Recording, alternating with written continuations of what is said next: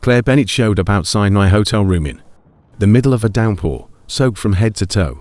Her hair was plastered against her face. Her skin looked almost grey from the cold, and water dripped from the sleeves of a coat that probably cost more than my first car.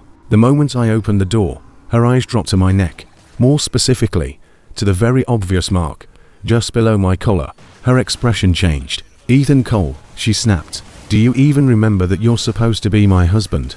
Before I could answer, warm arms wrapped around my waist from behind. Ava Sterling rested her chin on my shoulder. She had just stepped out of the shower and was wrapped in a robe, her damp hair falling down her back. Then she smiled sweetly at Claire. "Thanks for reminding him." Ava reached around me and held up our marriage certificate. "But he's my husband now, legally, as in, recognized by the state." Claire's face went completely blank. Ava's smile widened. "Not yours. 2 months earlier, I would have called that scene impossible, because 2 months earlier, I was trying on clothes for my wedding to Claire. I had loved that woman for 10 years. 5 of those years, we had actually been together. And until the day everything fell apart, I genuinely believed the next step in my life was obvious. Marry Claire. Build a home with Claire. Grow old with Claire. Yeah, I was an idiot. The day we were trying on wedding clothes, Claire's phone started ringing. She glanced at the caller ID and immediately rejected it. A few seconds later, it rang again. She declined it. Again. By the 4th or 5th call, even I was getting curious. Claire's jaw tightened. She answered. "What?" I couldn't hear the person on the other end, but I watched Claire's expression change. She looked at me for a half a second, then turned away and walked toward the window. Her voice dropped. "What hospital?" There it was, that tiny shift in her tone. Fear. I knew Claire well enough to recognize it. She ended the call and grabbed her coat. "Something urgent came up at the company. I have to go. Right now." "Yes, Claire. We're literally in the middle of..." "I'll explain later." And she was gone. I stood there staring at the fitting room door. Then I noticed her phone lying on the couch. Claire was the kind of person who practically ran her company through that phone. Not having it for an afternoon would be like sending a pilot into the sky without instruments. I sighed. Even then, after everything, my first instinct was still to take care of her. I grabbed the phone and went after her. Lucas Grant had been my college roommate. He had also been Claire's first boyfriend. And before all of that, Claire had been the girl next door. Our parents were close. We grew up in the same neighborhood. When we were kids, Claire was easily the prettiest girl on the block, and I was a boy with absolutely no subtlety. I followed her everywhere. She never seemed to mind. She would drag me along when the neighborhood kids went out. We climbed fences, rode bikes, got into trouble, came home filthy. Claire introduced me to everyone as her best friend. I never thought of her that way. Not really. By the time I was old enough to understand what that feeling in my chest meant, I was already hopeless. I liked her. Then I loved her. I kept that part quiet 4 years. In college, I finally decided I was going to tell her. Lucas knew everything, every embarrassing detail. He knew what food Claire liked, what movies she hated, what flowers she preferred. He knew which birthday gifts I had considered buying her. He knew I had spent nights planning how I was going to confess. Why? Because Lucas wasn't just my roommate. He was my best friend. He encouraged me. He helped me analyze Claire's behavior. He gave me advice. He told me, just tell her, man, worst case, she says no. So I worked up the courage. And before I could confess, Claire announced she was dating Lucas. I remember standing there with my brain refusing to process the sentence. Then I looked at Lucas. I wanted one thing, an explanation. He looked guilty. He grabbed my arm. "Ethan, I'm sorry. I didn't say anything. I didn't mean for this to happen." Still nothing. I couldn't control how I felt. That one almost made me laugh. Then he told me Claire had been the one to pursue him, that she had only ever seen me as a friend. He asked me to understand. Then, somehow, the guy who had taken the girl I loved after helping me plan my confession asked me for my blessing. I gave it. Yeah, that was the kind of moron was back then. Lucas and Claire stayed together until senior year. Then, right before graduation, Lucas suddenly broke up with her and moved overseas alone. Claire collapsed. For almost a month, she practically lived in bars. One of her roommates finally called me, because nobody else could get through to her. I found Claire drunk at a little place near campus. She was sitting by herself with another glass in front of her. I took it away. That's enough. Give it back. No. Ethan. No. She stared at me for a while. Then she leaned closer. Her face was inches from mine. I could smell the alcohol on her breath. Ethan. What? Be my boyfriend. I swear every rational thought left my body. I had spent years trying to bury those feelings. Claire gave me one sentence, and the whole thing grew back overnight. I said yes. No hesitation. That became 5 years. And over those 5 years, Claire seemed to love me. At least I thought she did. Enough that when we got engaged, I truly believed Lucas Grant had become nothing more than an ugly chapter from college. Then I followed Claire to the hospital with her forgotten phone. I found Lucas lying in a private room. His face was pale. Claire stood beside the bed. I arrived just in time to hear him say, "I heard you and Ethan are getting married." I shouldn't have called. Claire's fingers trembled as she touched his cheek. Lucas leaned into her hand. "I just wanted to see you one last time." "Don't say that. I'm scared I won't get another chance." Claire grabbed his hand. "As long as you call me, I'll come." I stopped outside the door. My hand tightened around her phone. Lucas tried to send her away. "Go back to Ethan. He'll be upset. You're not dying." "Claire, I won't let you die." Then he said something about the promise he had made years ago, to marry her.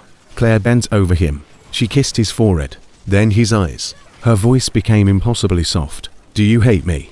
Lucas whispered. "How could I?" Claire shook her head. "I never hated you either." Then came the sentence that made my stomach turn. "I've missed you so much." 5 years. I had spent 5 years believing Claire had moved on.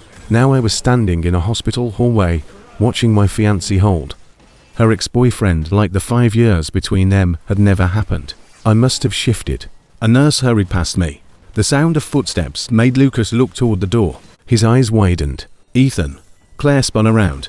Her arms immediately left Lucas. For a few seconds, nobody spoke. I lifted her phone. "You forgot this." Her face changed. "How long have you been standing there?" I gave her a tired smile. "Long enough." "Ethan, this isn't." Lucas suddenly tried to climb out of bed. "Ethan, wait. Let me explain." His legs gave out almost immediately. Claire reacted faster than I did. She caught him, held him upright, helped him back to bed, pulled the blanket over him. Only after Lucas was comfortable did she finally turn back to me. "Don't blame Lucas." I stared at her. Of course. We were 30 seconds into the confrontation, and she was already protecting him. "This isn't his fault." "Okay." Claire hesitated. Then she took a breath. "Ethan, we need to postpone our wedding." I actually thought I had misheard her. "What?" "Lucas is terminally ill." I said nothing. "The doctors believe he may only have 2 months." That was terrible. I'm not heartless. Lucas had betrayed me. But hearing that somebody you once considered a brother had only weeks left still hits you. I thought Claire wanted time to help him. Maybe she wanted to visit him. Maybe she wanted to say goodbye. Then she finished the sentence. "I'm going to marry him first." I stared at her. Claire kept talking as if she were explaining a schedule change. "He doesn't have much time. I don't want him to leave this world with regrets." I blinked. "And me? What? What happens to me?" "Ethan, our wedding is just being postponed." I laughed. I genuinely couldn't help it. Claire frowned. "What's funny? So you marry Lucas?" "Yes. He dies." Her expression darkened. "Don't say it like that. You just told me he has 2 months." I said the doctors. "And then what?" Claire looked at me like the answer should have been obvious. "Then we get married." I just stared at her. She had somehow constructed a future where she married her ex-boyfriend, became his widow, then came back to me and continued our wedding plans. Like I was a reservation she could move to another weekend. "No." Claire froze. "No, we're not postponing anything." For a split second, she looked relieved. Then I said, "Because there isn't going to be a wedding." Her face hardened. "Ethan, stop being ridiculous. Lucas dying has nothing to do with me." She looked offended. "Do you actually want him to die?" "What? I can't believe how cruel you're being." There are sentences that hurt because they're true. Then there are sentences that hurt because they show you exactly how little someone understands you. That one was the second kind. Claire shook her head. "I'm disappointed in you." Lucas started crying. Actually crying. "Ethan, please." I looked at him. "Claire and I only need 2 months." I couldn't believe what I was hearing. He reached toward me. "Just lend her to me for 2 months. After that, I'll give her back." Lend her. Give her back. Like Claire was a car. And somehow both of them were looking at Me like I was the unreasonable person. I looked at Lucas, the guy who once knew every secret I had, who encouraged me to confess to Claire, and then dated her himself. Then I looked at Claire, the woman I had loved for 10 years, who had just told me marrying another man was a temporary inconvenience I should tolerate. Something inside me became very calm. I took a breath. You don't have to give her back. Claire's face shifted. Ethan, I'm serious. I looked at Lucas. You two should stay together. Grow old together if you can. I sincerely wish you the best. Then I turned around. Claire called after me. Ethan. I didn't stop. The next morning, I told our families and friends the wedding was cancelled because Claire loved somebody else. No excuses. No cover story. I cancelled the hotel. Cancelled our honeymoon flights. Cancelled reservations. Then I packed my things and moved out of the home we had prepared for married life. I heard Claire's family exploded when they found out what she had done. She disappeared from public view for several days afterward. One of her closest friends called me. Ethan, please don't make a permanent decision because of this. I already did. Claire is emotional right now. Lucas is dying. So, she pities him. Then she can pity him as his wife. You know how much she cares about you. I almost laughed. Everybody knew how much I loved Claire. That was the problem. My love had become public property. People used it as evidence that I would forgive anything. My manager, Derek Shaw, had the opposite reaction. When I told him the wedding was off, he nearly celebrated. I'm not saying I'm happy your relationship exploded. You're smiling. I have a naturally cheerful face. You look like you want fireworks. I considered it. Then he threw a script at me. Read. I flipped through it. A well-known director was casting a new television drama. The story was actually good. The romance wasn't ridiculous. The male lead had real material to work with. Part of the production would shoot in San Diego. Ocean, sun, a different city. I needed that. I'll audition. Derek grinned. That's the smartest thing you've said all month. At the audition, the waiting room suddenly became noisy. Derek disappeared to investigate. He came back looking like a teenager who had just met his celebrity crush. Ava Sterling is here. So, he stared at me. So, Ethan. Ava Sterling is singing the theme song. Ava was one of the biggest singers in the country. Beautiful, famous, known for love songs that made half the internet cry in their cars. Apparently Derek was a fan. I was more worried about my audition. I drew one of the hardest scenes, a reunion where the male lead was supposed to cry after years apart. I was preparing when I felt somebody staring at me. I looked up. Ava was watching. Not casually. Watching.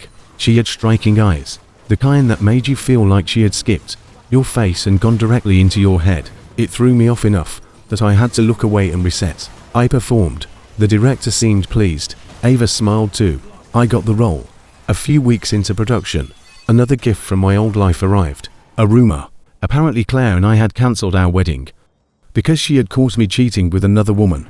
According to the gossip, I had been discovered in bed with somebody else. Derek nearly threw his phone. You're the one who got cheated on emotionally.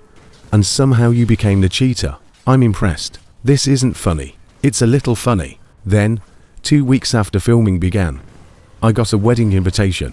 Claire Bennett and Lucas Grant. The message attached to it was from Lucas. Ethan, I'm sorry our situation affected your wedding with Claire, but both of us sincerely hope you'll come celebrate with us. We were best friends once. I hope you can forgive me and give us your blessing. Derek read it over my shoulder. His face turned red.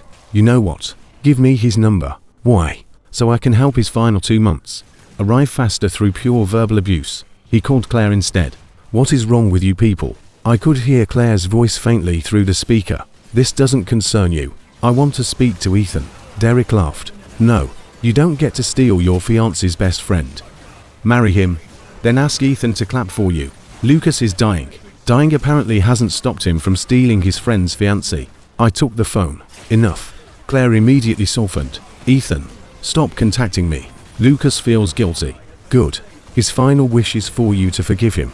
I rubbed my forehead. You two really aren't going to leave me alone, are you? Silence. Fine. Claire sounded hopeful. I'll send you a wedding gift. Derek's eyes lit up.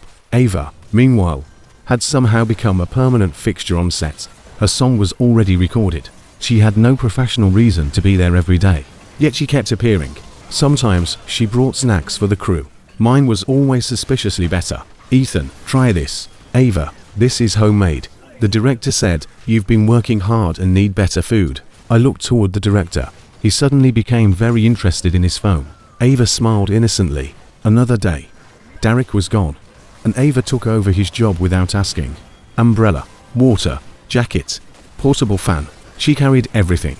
When I showed the first signs of catching a cold, she noticed before I did. An hour later, she returned with medicine. Derek finally cornered me. "Ethan, what? Ava likes you." "No, she doesn't. She finished recording weeks ago. She likes the production. She likes you." I laughed. "She's younger than me. By 2 years." "Exactly." Derek stared at me. That may be the dumbest excuse I've ever heard. A week later, Claire and Lucas got married. It was huge. Claire had the entire ceremony live streamed because Lucas wanted as many people as possible to bless them. Derek watched. Not only did he watch, he shared the stream everywhere. "What are you doing?" "Helping." "Helping what?" "Your wedding gift reach a wider audience." The ceremony included a giant video montage. Claire taking Lucas to watch a sunrise. Lucas celebrating Claire's birthday. Claire proposing to Lucas years ago. Beautiful memories. Then the screen changed. A clip from the hospital appeared. Claire holding Lucas, kissing him. The same scene I had walked in on days before my own wedding. I had recorded part of it on my phone. Originally, I only planned to show our parents exactly why I cancelled my wedding. I hadn't planned on putting it in front of thousands of strangers. Derek disagreed. If they want the entire world blessing their romance, the entire world deserves the timeline. The comments exploded.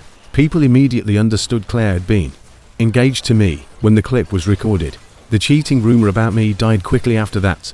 Derek raised a glass to truth. "You're enjoying this too much." "Absolutely." That night he dragged me to a bar. I didn't have filming the next morning, so I drank a lot. By the time I returned to the hotel, it was after midnight. I stepped out of the elevator and nearly walked into Ava. She was leaning against my door. "Ethan." I squinted at her. "What are you doing here?" "I called you." I checked my phone. Several missed calls. I'd been waiting all night. There was something wounded in her expression. Maybe it was the alcohol. Maybe I was tired of thinking. Maybe I had spent 10 years staring at the wrong woman and had temporarily lost my ability to make good decisions. Whatever it was, I moved closer. Ava smelled faintly of perfume. She looked up at me. "Ethan, what? Do you think I'm pretty?" I laughed. "You know you're pretty." She stepped closer. "You're sure?" "Ava." Her voice dropped. "I'm not a little girl just because I'm younger than you." "I know." She looked at my mouth, then back at my eyes. "Do you want to kiss me?" For 1 second, the alcohol disappeared from my brain. "Ava, are you sure?" "Yes." I kissed her. She kissed me back. And after that, the night stopped being something I could blame entirely on alcohol. The next morning, I woke to Ava staring at me. "Morning." I covered my face. "Oh no." She burst out laughing. Then she climbed out of bed. "I'm getting breakfast. Toast, eggs, milk." "Ava." She stopped. "We need to talk about last night." Her smile weakened. "I know." I sat up. "Ava, You don't have to say anything." She looked down. "It was my choice." Then, quieter, she added, "It was my first time.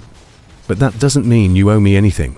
Great. Now I felt like the villain in somebody else's relationship drama. "Ava, it's fine." Her eyes were glossy, but she smiled anyway. "I won't tell anyone." After that, she stopped visiting the set. Completely. I should have been relieved. Instead, I noticed. A few weeks later, I saw her at a charity event. She stood across the room staring at me. There was so much accusation in that look that I suddenly became fascinated by a painting on the wall. Then Ava released a new song. The lyrics were about secretly loving someone for years. One line stuck with me. "One careless glance from you made my heart tremble." But it wasn't an accident. I'd planned to be where you could see me long before you ever looked. The internet went insane. Everyone agreed on 2 things. Ava Sterling had been secretly in love, and whoever the guy was had apparently rejected her. I read the comments and became increasingly uncomfortable. Derek stormed into my trailer. "It's you." "What?" "Ava's song." "You're insane. I saw you to that night." My stomach dropped. "What did you see?" "You kissing." I looked away. Derek pointed at me. "And the next morning I saw Ava carrying breakfast into your room." "That doesn't." "She spent the night." I said nothing. His mouth dropped open. "Oh my God. Keep your voice down. You slept with the queen of love songs and then ignored her." "I didn't ignore her." "You absolutely did. I barely knew her before filming." That makes this better." Before he could continue, Claire arrived. 2 months had changed her. She had lost weight. Her eyes looked exhausted. Apparently Lucas's chemotherapy had become harder. He refused nurses, refused caregivers. He only allowed Claire near him. At the same time, Claire's company was suffering because of the scandal surrounding their wedding and her constant absence. She had been trying to run a corporation while personally caring for a terminally ill husband. They fought. Lucas's temper became worse. Once, he apparently stormed out after an argument. Now Claire stood in front of me looking like she hadn't slept properly in weeks. "Ethan." Derek immediately stepped between us. "Well, if it isn't Mrs. Grant." Claire ignored him. "Lucas wants to see you." "No. He came to San Diego because he wanted to apologize." "No. The climate made his condition worse. He's deteriorating." I said no. Claire's eyes filled with frustration. "He may not have much time left. Then spend that time with him. He wants your forgiveness." "Claire, whether Lucas dies tomorrow or lives another 50 years has nothing to do with me anymore." She looked hurt. Then she said something so absurd, I almost admired the confidence. "You're still angry about the wedding video." I stared at her. "I know you were jealous." Derek made a choking sound behind me. Claire continued. "Lucas and I only had the ceremony. We never legally registered the marriage." I blinked. "What? We're husband and wife in name only." She took a step closer. "I'm still going to marry you." I genuinely felt sick. Years ago, Claire saying she would marry me would have made me happier than anything in the world. Now I looked at her and wondered what exactly had been wrong with my brain. "Claire." Her expression softened. "You're angry. I understand." "No, you don't. I'll make it up to you." She grabbed my wrist. "Stop being mad at me." I pulled back. Before the argument could get worse, Ava appeared. "Ethan." Her voice was urgent. "The director needs you." Claire looked at her. Ava walked directly over, took my hand and pulled me away. We didn't stop until we reached an empty lounge. Then Ava closed the door. She was furious. Her hand around mine was hot. "Ava." She looked at me. "Do you still love her?" "What?" "Claire." I tried to pull my hand away. Ava didn't let go. "Don't love her anymore." Her voice dropped. "Please." I stopped moving. Ava looked directly into my eyes. "Look at me instead." My heart kicked. "I like you, Ethan." She swallowed. "I've liked you for a long time." The song, the staring, the food, the waiting outside my room. Suddenly everything connected. Before I could answer, people outside started calling my name. The next scene was a battlefield reunion. The director wanted the sequence to feel real, so the crew had set up controlled practical explosions. I was focused on the scene. The female lead and I were standing apart. We were supposed to run toward each other after the blast. Then one of the effects went off early. The explosion cracked through the set. Something slammed into my leg. Pain shot through me. I dropped. The world tilted. The final thing I saw before losing consciousness was Ava running toward me with terror on her face. When I woke, it was after midnight. My leg was in a cast. I tested my toes. They moved. Good. Ava was asleep beside the bed. Her lashes rested against her cheeks. For someone usually surrounded by stage lights, makeup artists and cameras, she looked strangely young like that. I must have been staring too long. She woke. "Ethan." Her eyes flew open. "You're awake." She jumped up. "Does your head hurt? Are you dizzy? How's your leg?" "I'm getting the doctor." She touched my forehead. I smiled. She glared. "You think this is funny?" "No. You scared me half to death." Derek walked in carrying an apple. He glanced between us. "Man, your charm is dangerous." "Shut up." He started peeling the apple. "Ava Sterling cried because of you. Do you understand how many men would pay money just to know she has tear ducts?" Ava shot him a look. Derek immediately became interested in his apple. I looked at Ava. Being loved like that felt strange, sweet, a little frightening. Then the door opened. Claire walked in. "Perfect. Nothing ruins a warm moment like the woman who destroyed your wedding." She saw my cast. "What happened to you?" "Filming accident." Her face tightened. "I'll find the best orthopedic specialist in Los Angeles." "No need." "Ethan, did you find the best doctor for Lucas?" She froze. "I heard he's been transferred to intensive care more than once." Her expression hardened. "How long are you going to keep fighting with me?" I said nothing. Claire shook her head. "Fine. Do whatever you want. When you're finished with this tantrum, come find me." She slammed the door behind her. I touched my chest. Nothing. For the first time, Claire was angry with me and I felt light. I had loved her for 10 years, from 17 to 27. Almost every major decision in my life had involved her somehow. I chose schools because she was there. I adjusted plans because she was there. I waited because she was there. I convinced myself loving one person forever was romantic. It wasn't. Not when that person didn't deserve it. I wanted to love someone else. Claire kept showing up at the hospital anyway. Every time she came, Ava was there. Claire's expression toward Ava changed day by day. Confusion, suspicion, jealousy, then denial. Eventually Claire stood beside my bed and said, "I don't believe you can just stop loving me." I almost admired her. "Why are you so confident?" "Because I know you." No, she knew the old me. The guy who blessed her relationship with Lucas even after my best friend betrayed me. The guy who agreed immediately when she asked me to be her boyfriend. The guy who would have forgiven almost anything. Because Claire Bennett looked in his direction. If I could go back in time, I would slap that idiot until he woke up. I got so tired of Claire walking into my hospital room that I demanded to be discharged. Ava argued, "What if the old injury gets worse?" I looked at her. "What old injury?" Her face changed. "Your leg." "How do you know I injured this leg before?" Ava touched her nose. "You told me." "I did." She immediately looked away. "Interesting."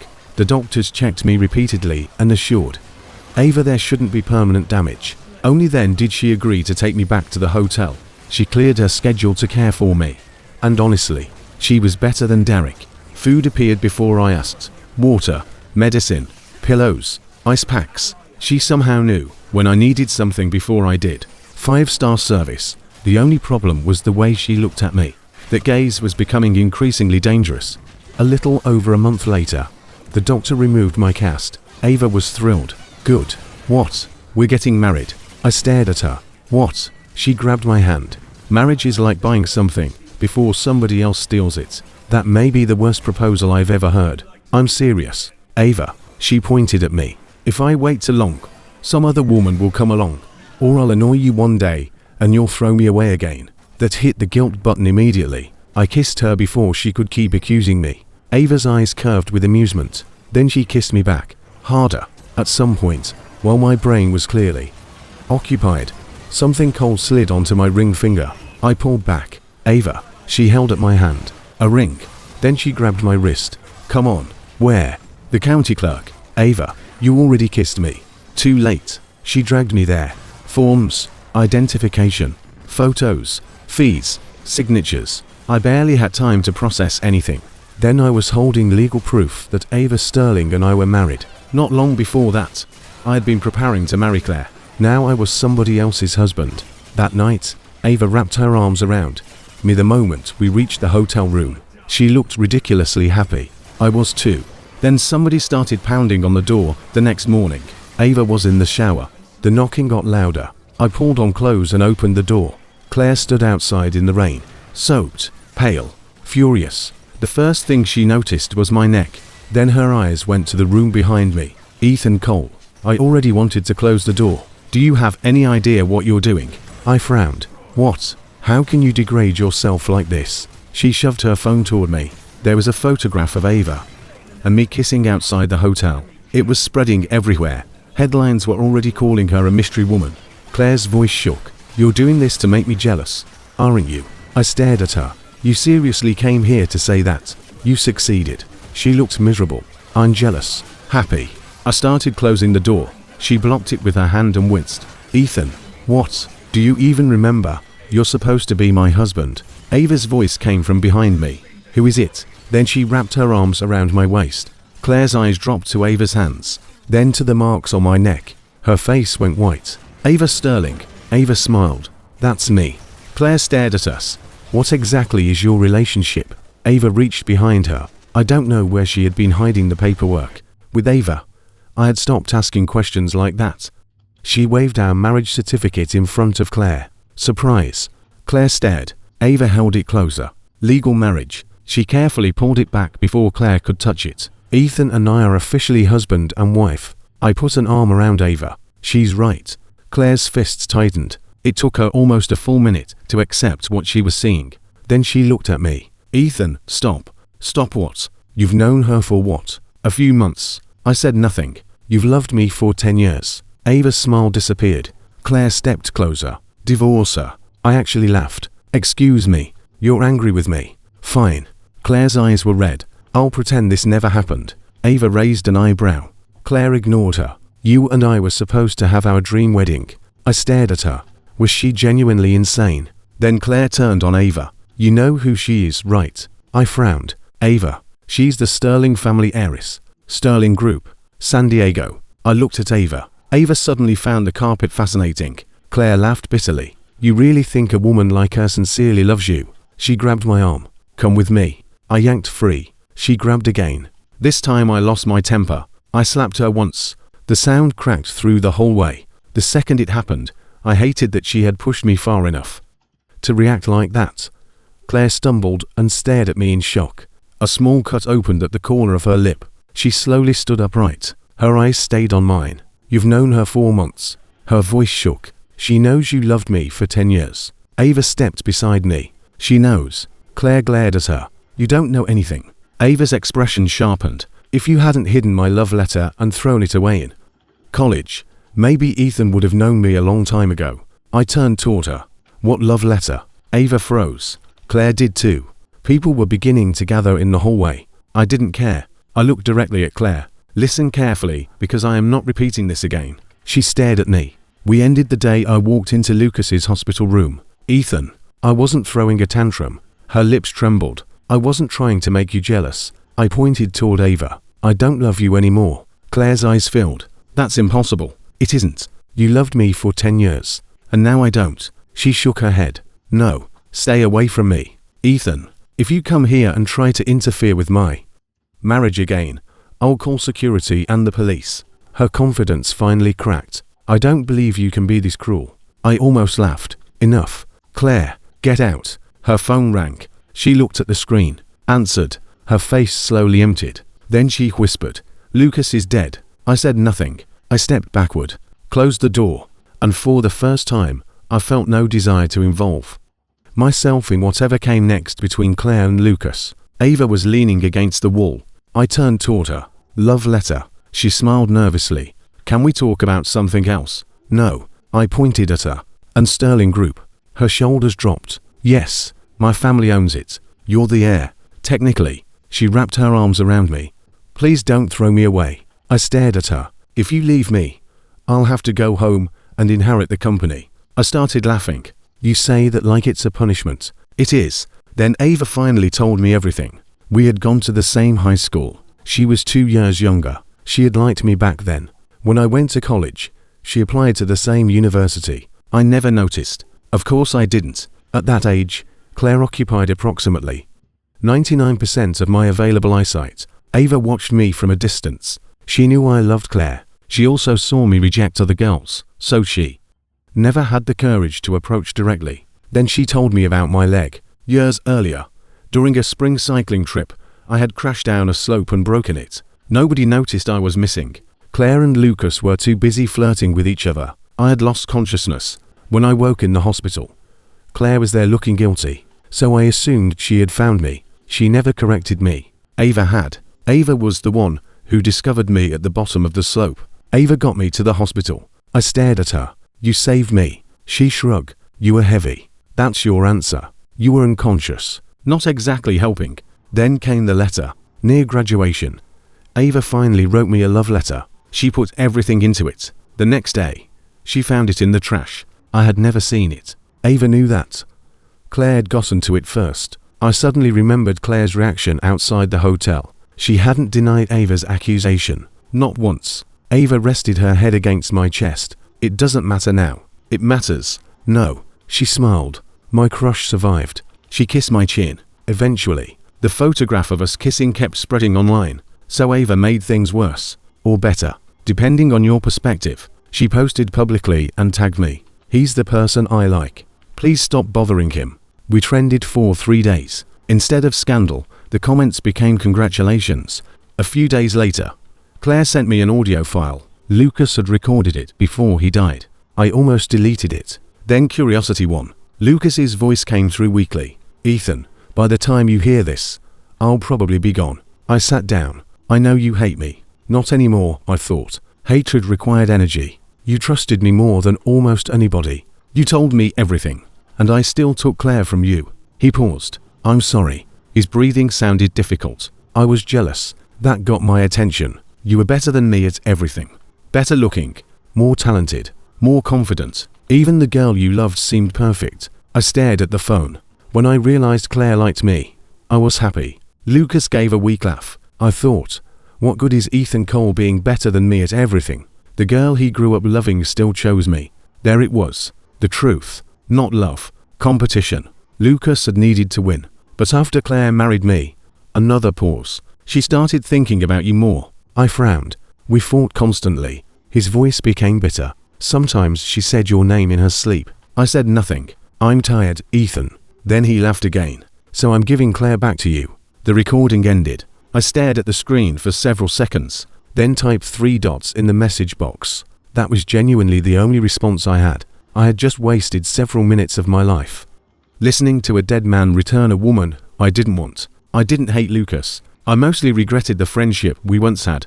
Back then, I really had considered him one of the most important people in my life. Still, in one twisted way, I could thank him.